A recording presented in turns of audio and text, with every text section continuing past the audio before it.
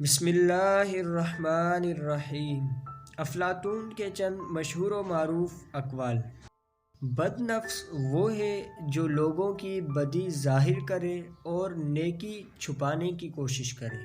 بہت سے نقصانات انسان کو اس وجہ سے پہنچتے ہیں کہ وہ لوگوں سے مشورہ نہیں لیتا۔ 3 باتوں سے میرے نفس کو تکلیف پہنچتی ہے۔ نمبر 1، وہ دولت مند جو کہ محتاج ہو جائے۔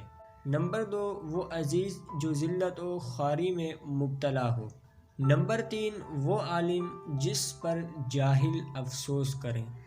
ایسے شخص کی فریاد رسی کر کہ جو گرفتار بلا ہو، بشرطے کہ وہ اپنے فعل بد کے نتیجے میں گرفتار بلا نہ ہوا ہو۔ کسی شخص کی رائے جو علم و معرفت میں تیرے برابر ہو، تیرے حق میں تیرے سے اچھی ہوگی۔ وجہ اس کی یہ ہے کہ وہ تیری ہوائے نفس سے خالی ہے۔